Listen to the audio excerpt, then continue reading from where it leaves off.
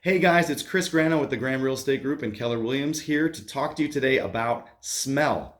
So, smell is one of the most important considerations to think about when we talk about getting a home sold. Now, there's good smells and bad smells. We're going to talk about them both. So, let's dive right in. Good smells. Well, you've probably heard people tell you hey, you should have your home smell like fresh baked cookies or vanilla or potpourri or flowers or whatever if you're trying to get your home sold. Well, the truth is, we don't want any overpowering scents at all for buyers to be distracted by when they walk into your house. So we don't want them figuring out what that scent is. We want them focusing on the beauty of the home. We want them imagining themselves in the home. And really, any scent is going to distract them. And you got to remember as well that everybody's different. So some people may not like the smell of a certain type of flower. Some people might not like the smell of cookies. They might be crazy, but everybody's different. And there are some people that have hypersensitive sense of smell. So, they walk into a house and what might seem like a mild scent to you or me might really overwhelm them. And there's also people with allergies. So just remember, no overwhelming scents, even from the good good side of things, okay? You really want your house just to have a very neutral smell. So just clean and fresh. Open the windows every now and again, get some fresh air in. Now, let's talk about the real offenders, bad smells. And I'm going to give you my top three that you've just got to deal with if you want to get your home sold, or you're going to be taking a lot longer to sell it and probably taking a really big hit on the price.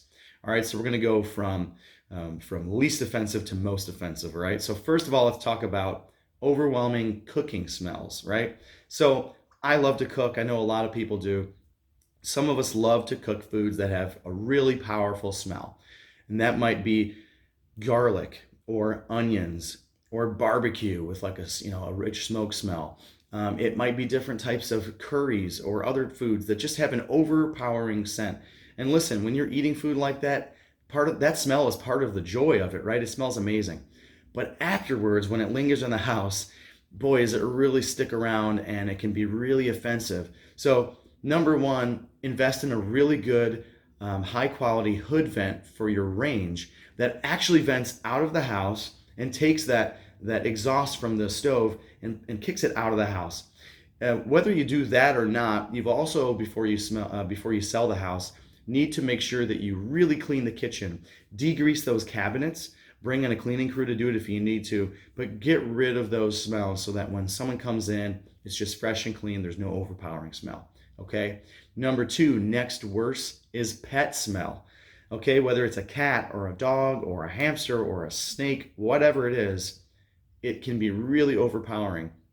Even if your pet doesn't make accidents in the house, just that dander, or a litter box for a cat or whatever it is, that smell can be really overpowering. So make sure that you really invest in cleaning the carpets really well. Probably should replace the carpets if you can.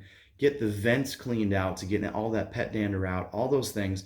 And certainly for showings, remove the pet if possible. Remove any evidence of pets, litter boxes and things like that. And just remember, we love our pets. I have a cat and a dog. I love them, but some people don't. And even people who do, they don't want to smell it when they walk in your house, okay? And number one, most offensive smell, if you are a smoker, please, please, please don't smoke in the house. It is the number one smell that offends people, and it is so hard to get out. I promise you, if you light up a cigarette in your home, you might as well light it with $1,000 bills every time you do, because it will cost you. I've been there. I've had to talk to sellers and tell them about, and they've seen the feedback about the smoke smell.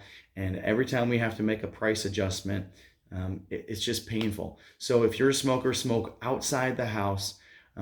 If you do smoke in the house, or if you have before and you're just hearing this information for the first time and you want to sell, get in touch with me. Our team has some ways that will help.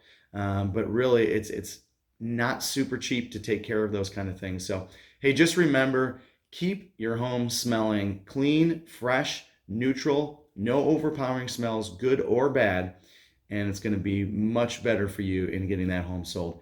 Hey, thanks for listening today. Follow me for more advice like this on Instagram at Chris Grano Realtor and on youtube.com/Chris Grano.